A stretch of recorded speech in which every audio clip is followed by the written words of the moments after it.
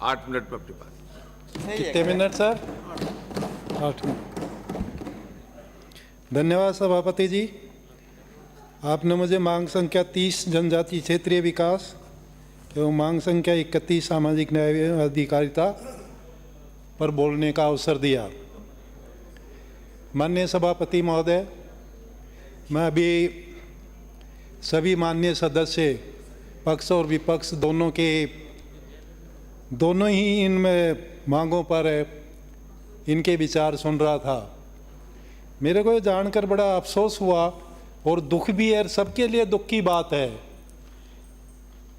कि 75-77 साल में जितनी भी सरकारें बनी हैं, सभी सरकारों ने अपने हिसाब से अनुसूचित जनजाति क्षेत्र टीएसपी क्षेत्र के विकास के लिए काम तो किया है, लेकिन फिर भी अभी भी स्थिति ये है कि वहाँ जो बहुत ही दुख की बात है, ऐसा मेरे ख्याल से 50 साल 100 साल पहले नहीं होगा कि आदिवासी अपने बच्चों को बेच रहे हैं 7-7 हज़ार में, 20-20 हज़ार में। इससे शर्मनाक स्थिति का होगी। ऐसा विकास तो मेरे ख्याल से कहीं भी है न शोभा नहीं देता है। सभी माननीय सदस्य कह रहे हैं कि साहब हमारे इलाके में बिजली नहीं आती, वहाँ सड़कें नहीं है, रोजगार नहीं है, वहाँ किसी भी तरह का ड्रिंकिंग वाटर नहीं है, तो फिर ये 75 साल में पैसे लगाए वो गए कहाँ है? इस पर विचार करने की आवश्यकता है। या तो ये हुआ कि जो योजनाएं थी वहाँ, जो लागू करने वाली एजेंसी थी, उनने ढंग से काम नहीं किया, या उसमें भ्रष्टाचार हुआ है, या फिर जो फंड जैसे मद के लिए आता था उसको दूसरी जगह स्थानांतरित किया गया है। माननीय सभापति महोदय, केवल मात्र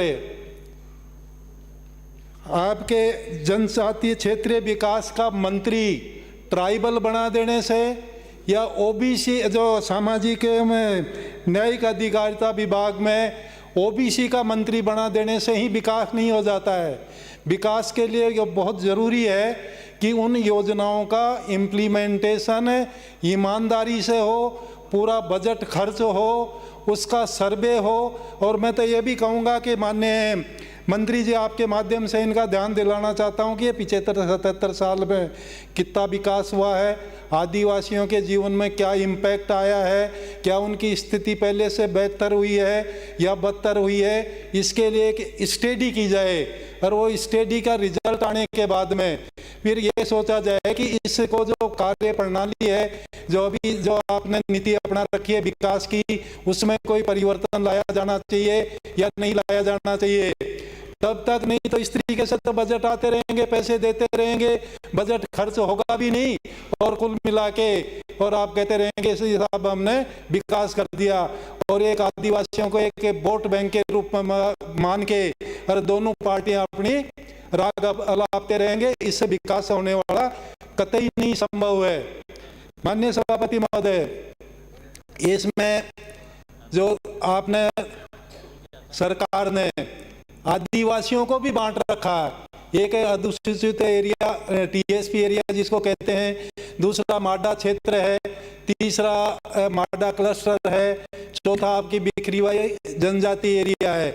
मैं ये मान के चलता हूँ कि माडा क्षेत्र है, बिखरी हुई जनजाति क्षेत्र है, माडा क्लस्टर, उसमें फिर भी विकास दिखता है, आदिवासियों की स्थिति थोड़ी बेहतर है, लेकिन टीएसपी की स्थिति बहुत अच्छी नहीं है। इसके लिए और बजट देने की आवश्यकता है। जो एजेंसी काम कर रही है उनको और ताकत देने की आवश्यकता है, भ्रष्टाचार पर अंकुश लगाने की आवश्यकता है, और एक अध्ययन करके ये देखने की आवश्यकता है कि भाई हम कहाँ से रवाना हुए थे और कहाँ तक पहुँचे हैं। नहीं, इस तरीके का विकास होगा तो आप 100 साल तक भी इनको ऐसा ही रखोगे, कुछ नहीं होने वाला है। जब 75 साल में ही नहीं हुआ तो आगे क्या कर दोगे आप? बजट आप दे दोगे, बीजेपी वाले आएंगे तो कहेंगे जी हमने आपसे कांग्रेस से बढ़ के और बहुत ज़्यादा बजट दे दिया, हम ही आदिवासियों के शुभचिंतक है। जब कांग्रेस सरकार आएगी तो बीजेपी वाले को गाड़ी ठोकेंगे, कहते हैं कि आप तो उनके आदिवासियों के दुश्मन हो, असली शुभचिंतक तो हम है। तो इस तरीके से चलने से तो आदिवासियों का विकास होने की संभावना कतई नहीं है। मैं माननीय सभापति महोदय, ये बात तो आदिवासियों के इसके हुई, लेकिन सामाजिक न्याय एवं अधिकारिता विभाग जैसे हमारे माननीय सदस्य का बहुत बड़ा विभाग है, बहुत सारी योजनाएं हैं। भारत सरकार की जितनी भी योजनाएं उनकी क्रियान्विति भी इन्हीं के थ्रू होती है। राज्य सरकार की योजनाएं, सामाजिक सुरक्षा की योजनाएं, उनकी क्रियान्विति भी इन्हीं के थ्रू होती है। लेकिन इसमें भी खामी है, बहुत ज़्यादा खामी है। योजनाओं की क्रियान्विति ढंग से नहीं की जाती है, समय पर ध्यान दिया नहीं जाता है। न मैं कहूँ कि आपके एसटी के जो बच्चे हैं उनकी 3-3 साल से स्कॉलरशिप नहीं आ रही है, और जब पूछा जाता कहते हैं कि भारत सरकार से पैसे नहीं आ रहे। भारत सरकार से तो पैसे आप लाइए, आपकी सरकार है। कहिए अगर आप अनुसूचित जनजाति के बच्चों को उनमें शिक्षा का प्रचार प्रसार करना चाहते हैं, उनको आगे बढ़ाना चाहते हैं, तो स्कॉलरशिप तो दीजिए जितनी भी देते हैं आप। माननीय सभापति महोदय, इसके अलावा जो पालनवार वाली, माननीय मेरे से पूर्व माननीय सदस्य ने बताया था कि 3 बच्चों का है।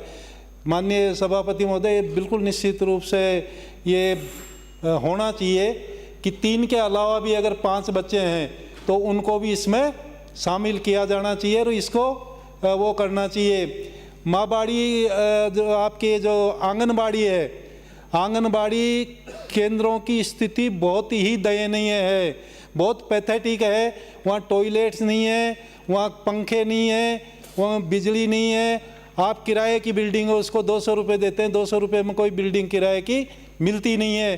तो इसमें भी ये जो माननीय मंत्री जी ध्यान दे कि कम से कम उनमें बिजली, कुछ 1-2 कुर्सियाँ, टॉयलेट, इसकी व्यवस्था हो, और ज़्यादा से ज़्यादा नरेगा में ही बनवाएं ये आप इसके ना आंगनबाड़ी केंद्र को ना निर्माण होना चाहिए। इसी तरीके से माँबाड़ी के भी यही स्थिति है। जो माँबाड़ी की जो स्कूलें चल रही है और वो जो दूर दराज के इलाके में है, वो भी किसी के मकान में चल रही है, किसी के झोंपड़े में चल रही है, उनके लिए भी बिल्डिंग्स नहीं है, तो उनके लिए भी बजट दिया जाना चाहिए। इसके अलावा भी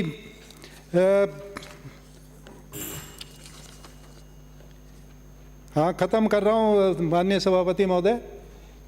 अब मेरी मांग है 2-3, जो भी मैं माननीय मंत्री जी के सामने रख दूँ। आपने जितने भी आपके एकलव्य मॉडल आवासीय विद्यालय है या आश्रम छात्रावास है, टीएसपी एरिया में तो काफ़ी खोल रखे हैं, वहाँ और भी खोले, वहाँ बहुत ज़रूरी है। उन भाइयों को भी हमारे बराबर लाना है, हमसे भी आगे उनको लाना। लेकिन आप माडा क्षेत्र और जो बिखरी हुई जनजाति क्षेत्र में, उसमें भी 1-2, विशेषकर ये जो सवाई माधोपुर है, जयपुर के ज़िले का इलाका है, कोटा का इलाका, उसमें खोलने की कृपा करें। इसी तरीके से छात्रावासों का जो निर्माण जो कर रखा आपने, मेरी विधानसभा में 10 है, और 10 की स्थिति इतनी पैथेटिक है कि उनके टॉयलेट्स खराब है, बिस्तर नहीं है, टाइम पर बजट नहीं मिलता है, और वहाँ का जब वातावरण ही ठीक नहीं होगा, वातावरण ही ठीक नहीं होगा, तो वो किस तरीके का वहाँ देख अध्ययन करेंगे। तो इस पर भी आपको विचार करने की आवश्यकता है। आपने बोलने का मेरे को अवसर दिया, उसके लिए बहुत बहुत धन्यवाद। नमस्कार। श्री शंकरलाल टेचा।